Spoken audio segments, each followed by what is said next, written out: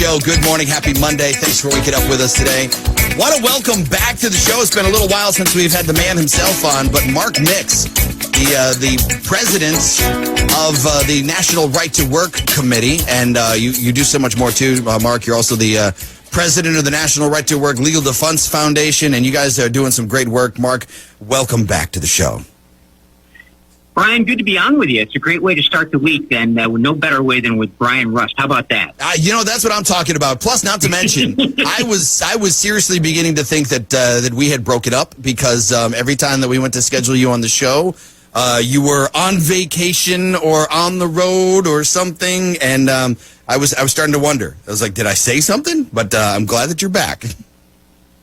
Well, it's good to be back with you, Brian. And you always say something, so come on. Yeah, that's your shtick, isn't it? You always say something. Yeah. And are usually right. That's the good part about it. Yeah, I try to be as much as I can. But let's talk about some of the things that are right, because you guys with the Right to Work, you guys have been doing so much work. Last time we had you on, I think the last time you were actually on, we were talking about the Starbucks issue with the union there. And, all the dangers that's going with that and the fights that are going on. What's the latest update on all that? Yeah, not a whole lot has happened and transpired. We've had more Starbucks baristas contact us about trying to get out of the union, as we talked about before. Interestingly enough, though, the National Labor Relations Board, which is the 5-member board that adjudicates labor policy here in Washington, D.C., and their regional offices around the country, won't allow these workers to have votes to decertify, that is, to get rid of the union in their workplace. A lot of these people woke up after the union vote and said, what the heck have we done? Nothing really big has changed except for the unfair labor practice charges against Starbucks for allegedly discouraging unionization. That's, to put it mildly, what the unions would say about what they're doing. But they're working, I think, Brian, they're working on a national contract right now that would cover everybody. And boy, oh boy, if their demands are met, they want $25 an hour to make coffee. Right. I know there's a lot of Starbucks fans out there, but I don't know how many can pay, $12 for a cup of coffee. We'll see. Yeah, I can't do. As a matter of fact, I admit that there's a particular drink at Starbucks that I drink, even though our own brand of Knock It Off coffee is my preferred choice. There is one that I get, and it's like $6 in Lynn Haven, and it's $7 in Panama City, and I will wait till I get to Lynn Haven to have it just to save that dollar. So there's no way I'm going to pay for anything more than that. I mean, and I don't understand why they don't get this. And Mark, something that I was talking about earlier in the show about a half hour ago, I was talking about back in the 1930s when it came to unions and how the over-unionization of the country in the manufacturing and everything else that went down and all the damage that went down with that. And that's one of those things where it makes you wonder, are people not paying attention to history? Because it seems like it's repeating itself. Yeah, indeed, and that was the reason why right to work laws came into existence. They passed, Roosevelt pushed and passed a federalization of labor policy in America back in 1935, a bill called the Wagner Act. The U.S. Supreme Court upheld it as constitutional in 1937, even though they'd struck down a very similar legislation back in 1935 in a court case saying that it was unconstitutional. But they held it up because there was a threat to pack the court. And then from 1937 to 1947, the union movement, to your point, Brian, grew dramatically, exponentially. And at any given time, I think in 1945 or something, there were like almost 4 million Americans on strike. And the Congress came back in and said, we probably went too far. They considered repealing the entire act. But what they did was because of the power that union officials had been granted through federal law and through federal privilege, they passed what is then the Taft-Hartley Act, which allowed states like Florida to pass right to work laws. And so far, 26 states have it. But exactly to your point, the pushback against that dramatic increase in union power in the 1930s was the ability for passage of right to work laws, which allow workers to choose whether or not they want to financially support a labor union. And again, history seems like it's trying to repeat itself with the Democrats pushing so hard to put unions on everything. Even Kamala Harris coming out and talking about how if elected, she'll pass the PRO Act and end the union busting once and for all.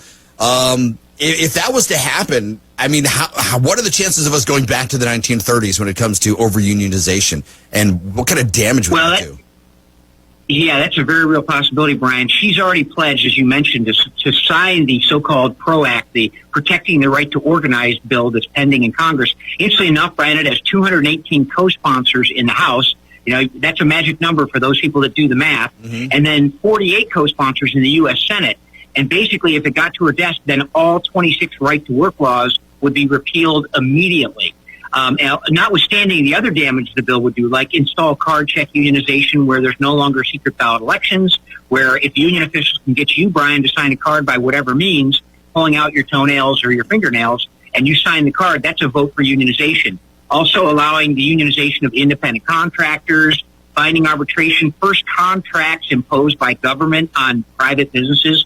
I mean, it's a disaster. That goes right back maybe to the 1930s, and maybe even before that. I'm not sure, Brian. The labor law looked kind of funky back in the late 1800s, early 1900s, for sure. Yeah, I mean, it'll totally be a disaster for the country. And again, it's amazing that, we have evidence of how this does not work.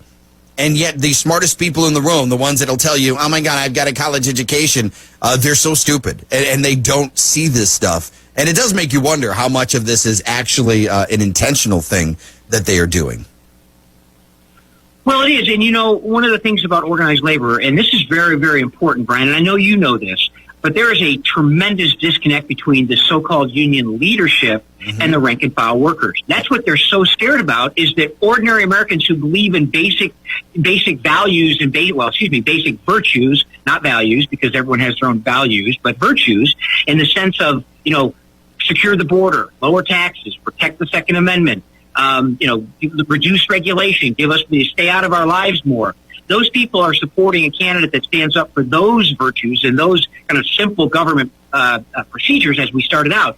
But it is organized labor's union officials that are spending literally billions of dollars to elect politicians that want to expand government, expand union power, and come out for all kinds of crazy ideas that have nothing to do with the American workplace. These union officials are at the cutting edge of really what is the socialist Marxist agenda. Just listen to Sean Fain talk, the president of the United Auto Workers Union. You'll hear that mantra in his voice, and guarantee you, he says that the great majority of his members don't believe and won't support the candidate that he's supporting.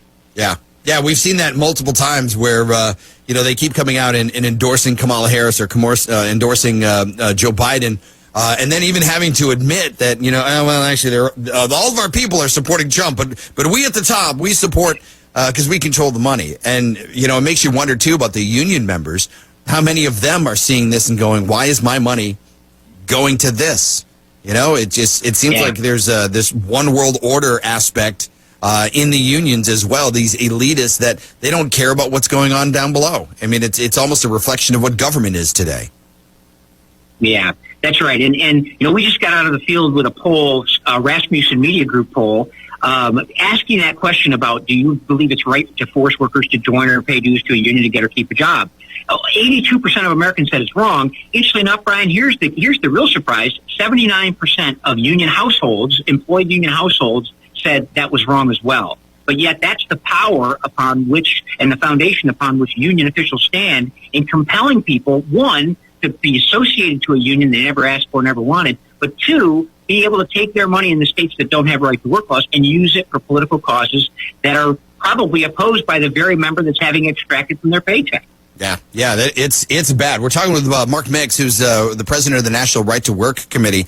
And, it makes you wonder a little bit about what would happen in this country, especially if you were to take off the residents of places like Florida, where we have that right to work state laws, where if they would take that away from us and force us into that union end, just how that would work out, because you don't mess with Floridians. That won't work out too well for you.